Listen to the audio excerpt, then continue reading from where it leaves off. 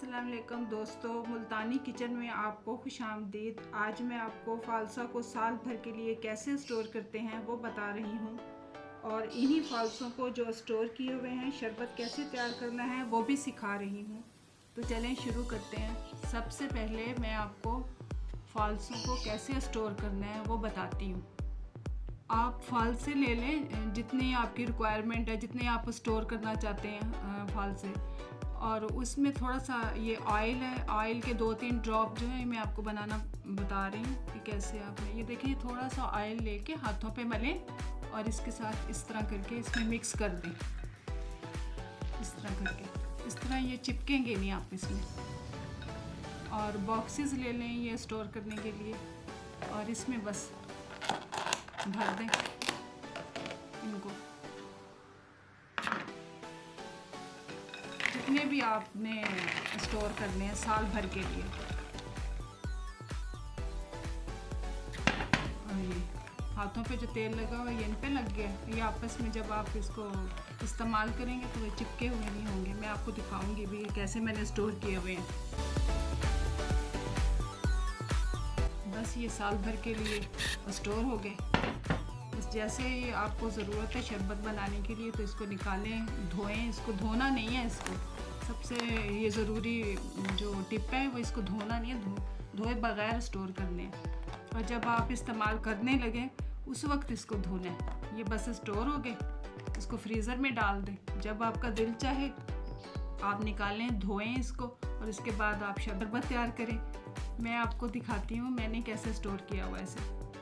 ये मेरे पास 1 साल के लिए ये महफूज हो गए हैं। ये मैं आपको जो मेन पॉइंट समझाना चाह रही है, देखें जो हमने ऑयल लगाया था उसे, तो ये चिपके नहीं आपस में। और ये देखें ये इस तरह करके देखें बिल्कुल नहीं चिपके आपस में। यही मैं आपको दिखाना चाह रही हूँ। जब आपको शरबत बनाना हो, जितने रिक्वायरमेंट हो उतना निकालें और उसका शरबत तैयार कर लें। अब मैं आपको इसका शरबत कैसे तैयार करते हैं वो बता रही हूँ कि वो कैसे बनाना है।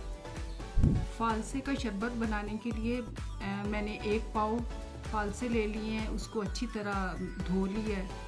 और वो जो स्टोर हमने किए थे मैंने उसी में से लिए हैं। उसी में से हल्का सा जो ऑयल हमने लगाया था वो भी अच्छी तरह धुल के ये निकल गया और साफ़ सुथरे हो गए हैं। देखिए ऐसे लगता है जैसे अभी किसी बाग में से तोड़ के लाए हैं। हालांकि इसको मैं 3-4 महीने हो गए हैं स्टोर किए हुए। और 1 कप ये चीनी है।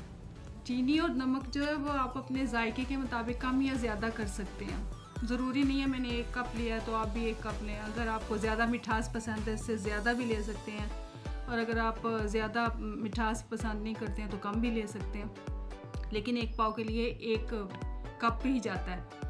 और 1 टेबल स्पून जो है वो काला नमक है। ये भी आप अपनी रिक्वायरमेंट के मुताबिक ज़्यादा भी ले सकते हैं, कम भी डाल सकते हैं, अपने जैसे आपका दिल चाहे कर सकते हैं। लेकिन इन चीज़ों के लिए रिक्वायरमेंट यही है।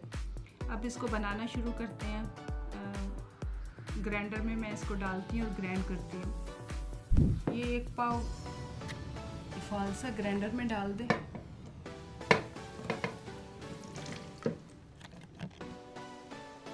और तकरीबन 1 कप चीनी है वो डाल दें इसमें।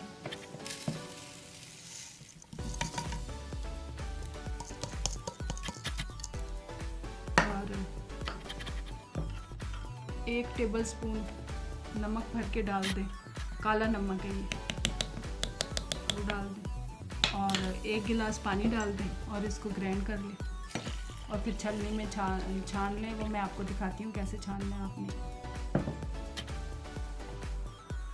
और अब इसमें ठंडा पानी ठंडा यख होना चाहिए। और इसमें कुछ क्यूब आप बर्फ़ के भी डाल दें और बंद कर दें। मैं अब ग्राइंड करके लाती हूँ। छलनी में इसे छान लें अच्छी तरह, इसकी गुठलियाँ वगैरह रिमूव कर लें।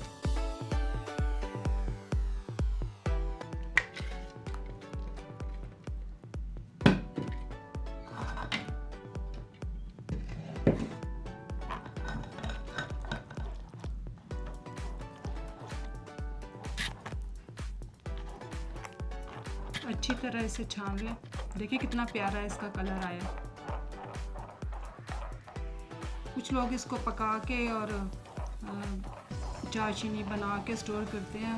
मेरे ख्याल में ये सबसे अच्छा और बेस्ट तरीका है कि आप इसे ख़रीदें और इसको हल्का सा ऑयल लगाएं और कंटेनरों में भर के और ना फ्रीज़र में डाल दें। ना कोई झंझट और ना कोई मेहनत। और जब बनाने लगे इसको धोएं। देखिए कितना प्यारा कलर आ रहा है।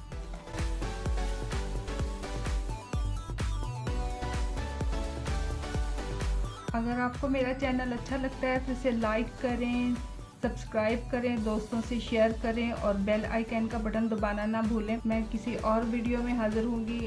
अब इजाज़त दें। अल्लाह हाफिज़।